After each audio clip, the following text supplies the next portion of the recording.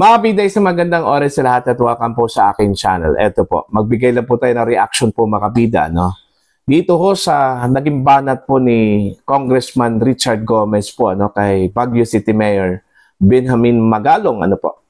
Ito po'y patungkol ho sa isiniwalat po mga kabida ni Magalong patungkol ho sa ilang mga mambabatas po, ano, dyan sa lower house po mga kabida na sinasabi hong meron hong connection dyan po sa kontrata po mga kabida sa maanumaliyang flood control projects po ano ng DPWH mga kabida ano po.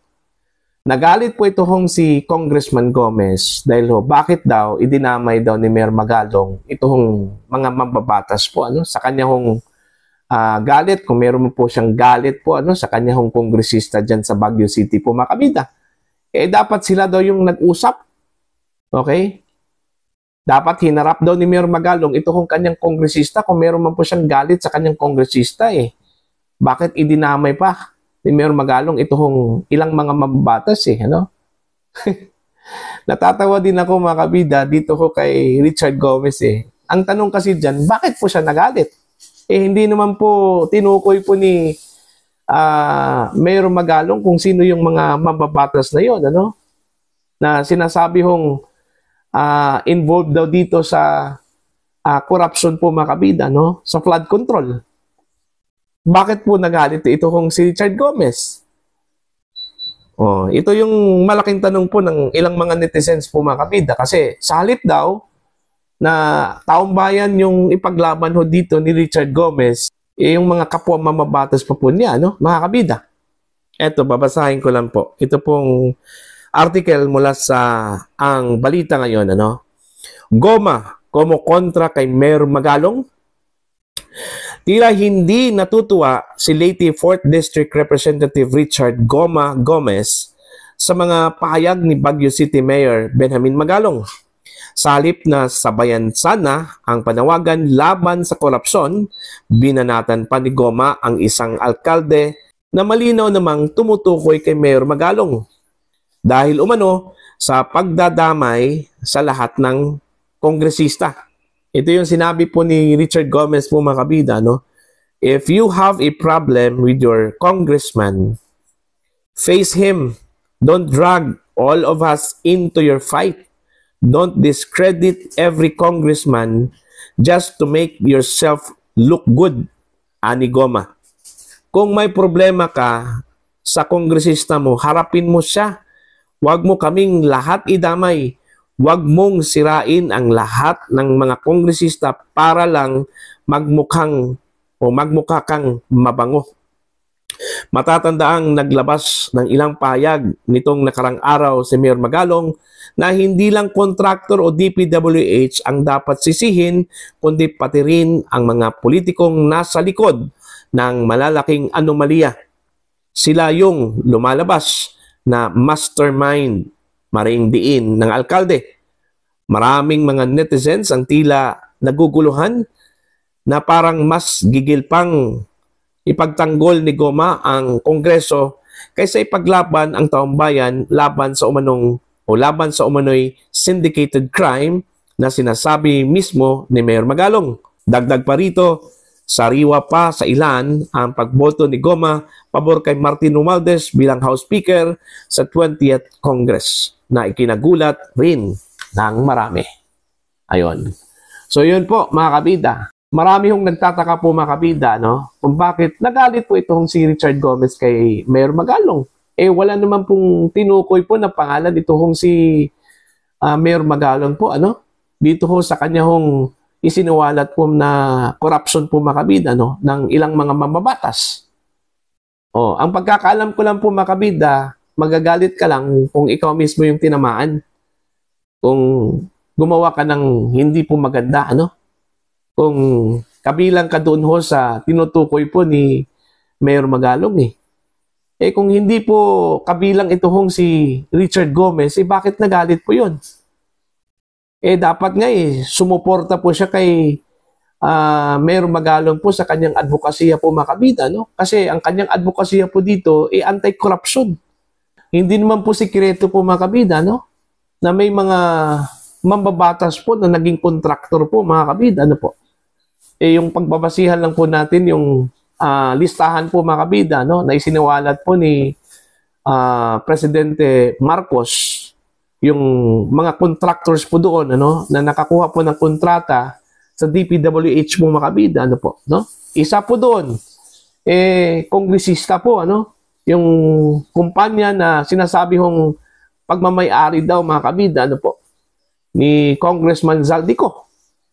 Oh. Ilan pa pong mga mambabatas na yung kanila pong line of business po mga kabida, construction, na nakakuha po ng kontrata mula sa DPWH. Di ba marami? Bakit nagagalit po itong si Richard Gomez? Pangalawa, hindi lang po si Mayor Magalong po ang naglabas po ng ganito pong pahayag po mga kabida, no? Ito kung si Senator Lacson, bakit hindi po niya binanatan po si Senator Lacson? Mas matindi yung kay Senator Lacson po, ano? Mantakin nyo ha, 67 congressmen ang sinasabi hong nagkaroon po ng kontrata po, ano, mga kabida, sa DPWH. Bakit si Mayor Magalong lang po yung kanyang sininggle out po mga kabida? Kasi hindi po niya kaya si Lacson. Alright? Yun lang po yun eh. Nagtataka din ako kung bakit po parang hindi po mapakali itong si Richard Gomez po mga kabida. Hindi naman po siya tinukoy po ni Magalong eh. Oh. Bato-bato sa langit ang tamaan, huwag magalit. Yun lang po yung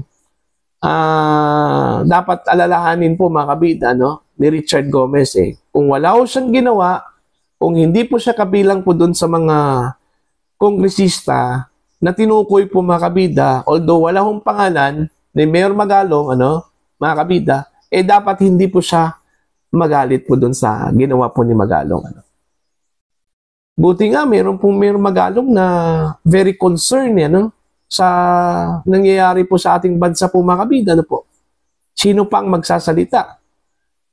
Kung pipigilan po natin yung isang tao po na magsalita patungkol ho sa kanyang nalalaman po, ano? Laban ho sa corruption po mga kabida. Ano po? Diba? Yun lang po yun eh. O, ngayon, binash tuloy. Ito hong si Richard Gomez ng ilang mga netizens, ano po. Kasi sa halip ng kanyang ipaglaban po dito, ang kapakanan po makabida ng taong bayan, yung kongreso po, yung kanyang ipinaglaban po, ano, dito mga kabida. Hindi niya alam na pera po ng taong bayan, nasasayang na po kasi napunta na po sa bulsa po ng ilang mga kurakot po ng mga politiko, ano, mga kabida. Oh. Dapat suportahan po niya ito. Dapat mismo siya gagawa po ng paraan para malaman at matukoy po mga kabida kung sino yung mga kasamaan po niya Kasi alam nyo, hindi naman po si Magalong yung dahilan kung bakit nadadama yung mga mambabatas Yung mga wala hong kasalanan po ng mga mambabatas po mga kabida.